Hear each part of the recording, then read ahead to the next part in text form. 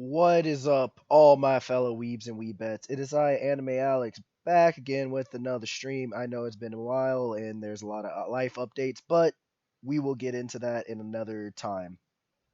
Now, after the events of chapter 100 or 1115, we know that the ancient kingdom used to be a huge continent and it split up into these like fragments, and that is what everyone in the current world of One Piece is living on. They're living on the island fragments of whatever the war or the conflict with Joy Boy happened.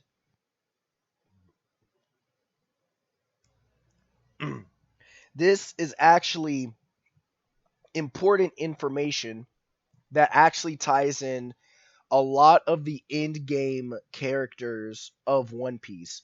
And so I am going to be putting out videos of how I perceive each major player's role in the final war is going to be.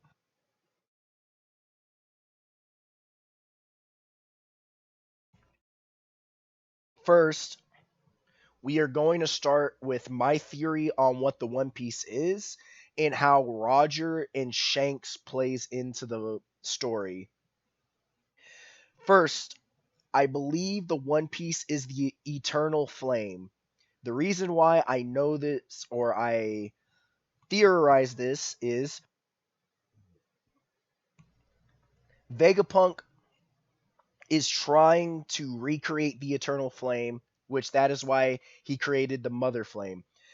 He probably ended up making a deal with the world government of getting funds, but the world government wanted him or Vegapunk to recreate themselves an ancient weapon.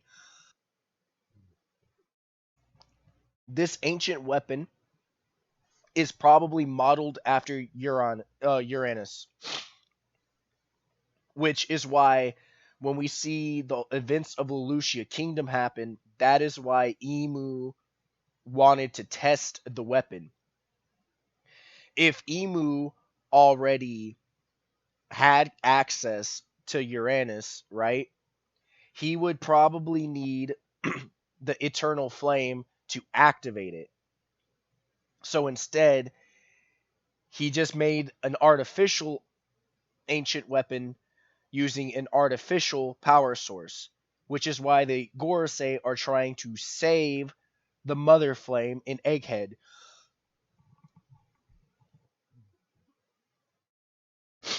And that is why they need York. This is going to basically lead into the Gorosei are going to have to ignore the Straw Hats. The Straw Hats are going to jet out and go to Elbaf, which is going to be the last stronghold that they are going to be able to be protected.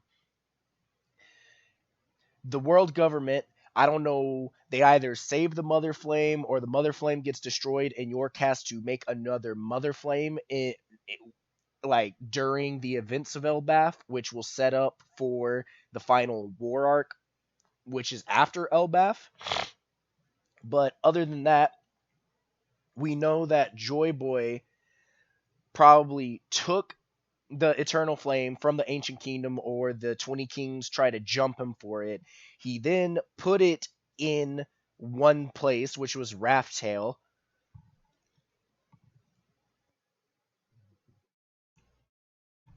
Joy Boy put Joy Boy put the Eternal Flame into Raftail. Roger, then this is where Roger comes in. Roger figures out the secrets of the world, figures out where Raftail is, goes goes to Raftail, finds what the One Piece is. Sorry. Finds what the One Piece is, laughs, on about why the conflict happened, and that is why the Roger pirates were laughing, because honestly, the conflict was probably over something really dumb, and it caused the whole world to be how it is today.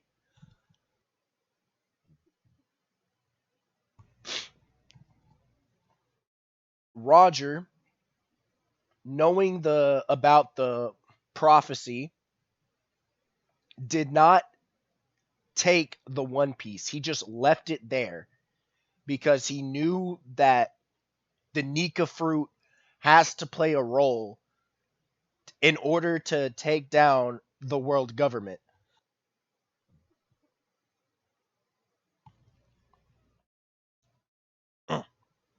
I'll get into that later. He then made this huge plan to where he set up Crocus at the foot of Reverse Island,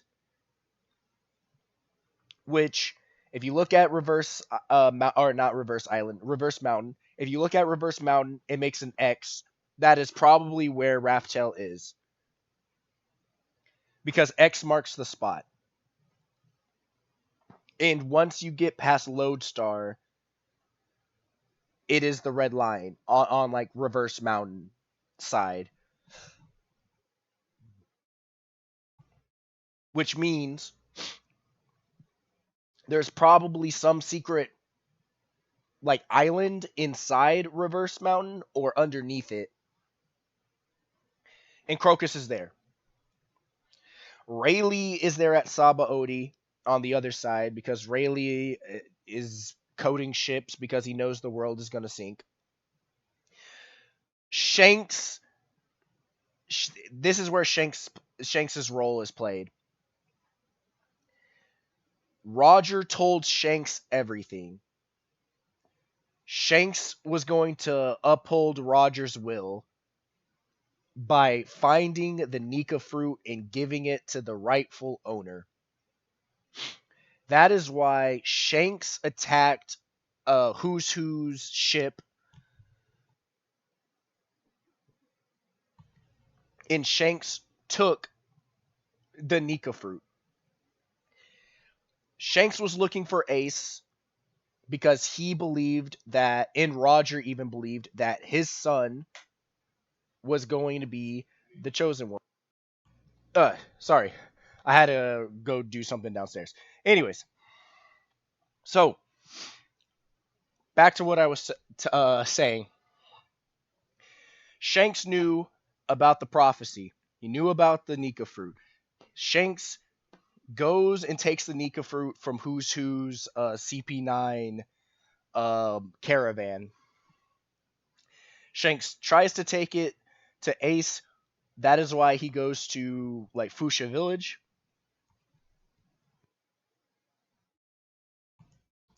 Shanks then befriends Luffy. The events of Luffy eating the Gum Gum fruit happens because the Nika fruit calls out to Luffy to eat him or eat it. That is why Shanks bets his arm on Luffy and gives Luffy his straw hat. It makes the bet with Luffy on who's going to have a better pirate crew. Fast forward into the story.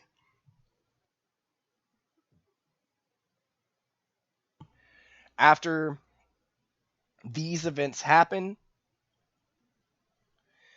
or not even just fast forward into the story, but around the time of this story, or around this time, or a little bit before, we don't really know the time period, Shanks and Blackbeard cross paths. Shanks gets the scar.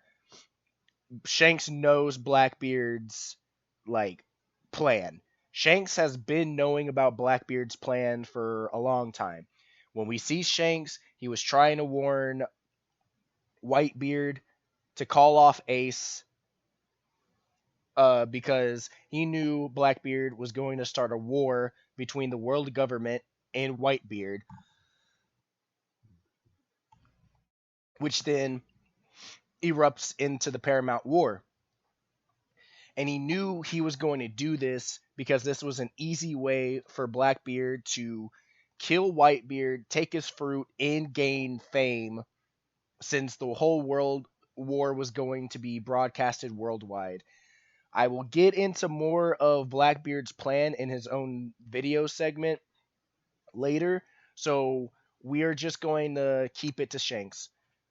Shanks knew all of this. He has been trying to warn people for like the whole entire series. He comes in, stops the war,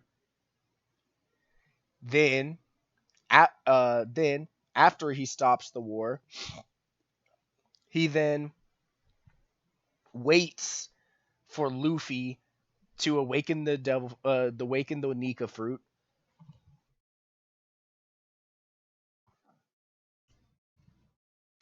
Luffy awakens the Nika fruit.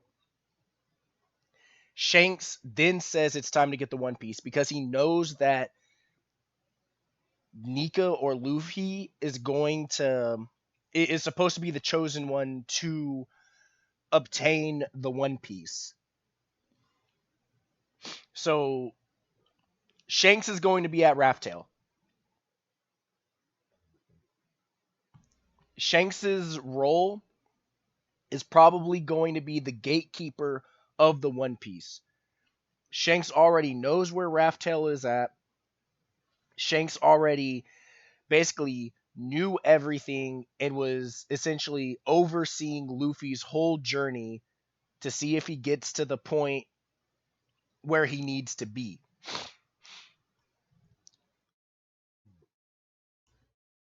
This is why Shanks befriended the giants, claims Elbaf as his territory, and when Luffy was an egghead, and before Shanks set out to sea, Shanks let the giants know that Joy Boy or Nika is back. This leads the giants to come to Egghead to back up the Straw Hats.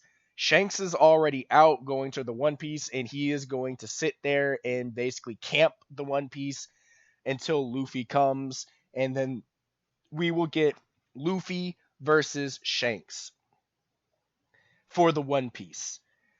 At the same time, Buggy is going to get there, and and Buggy is interesting. I feel like Buggy is going to get Captain John's treasure somehow. I don't know how, but Buggy will get Captain John's treasure, and Buggy will just and probably Captain John's treasure tells where Raftel is. I really don't know, but somehow, some way, Buggy is going to be at Raftel. Why? Shanks and Buggy had a promise as they were kids. We are going to go to Raftel together, or we will meet at Raftel with our own separate crews. And since Mihawk is on Buggy's crew, this gives Zoro his opportunity to 1v1 Mihawk for the world's greatest swordsman title or the world's strongest swordsman title while Luffy fights while Luffy fights Shanks. Ben Beckman is going to fight Sanji. Maybe Jinbei is going to fight Crocodile. Most likely Jinbei is going to fight Crocodile.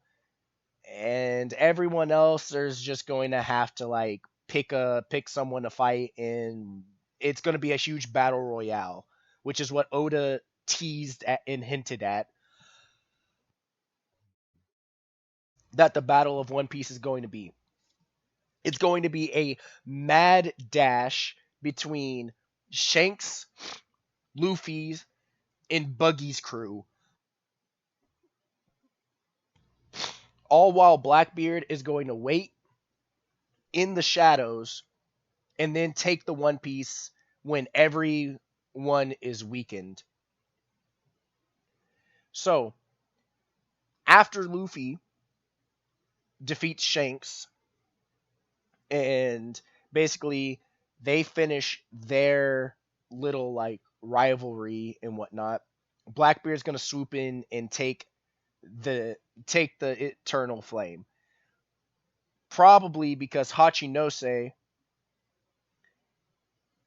is like super important to all this. But with that being said, that is my theory on how the story is going to turn out.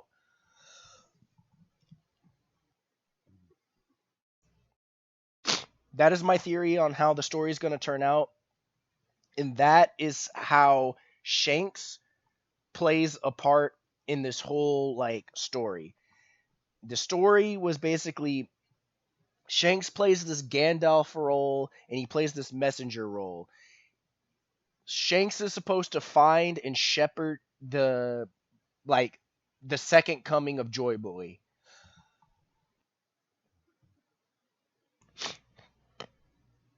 which is like One Piece's Jesus. The One Piece versus Jesus in a sense. Shanks is supposed to guide the resurrection or the second coming of him or the awakening of Nika.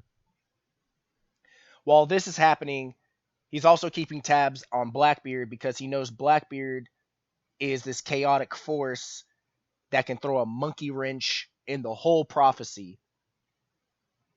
Blackbeard is his own third party, but the real battle is against Nika versus is against Nika versus the world government. Now, I will get into where Dragon and Aka Inu comes into play at a later video, but they they are going to have to make some decisions. So, with all that being said, I hope y'all enjoyed the theory and how Shanks plays a huge pivotal role to the plot. And I hope to see y'all in the next one. And I'll try to get the next theory out by tomorrow. So stay tuned. With all that being said, please leave a like, comment, and subscribe. And see you in the next one. Peace.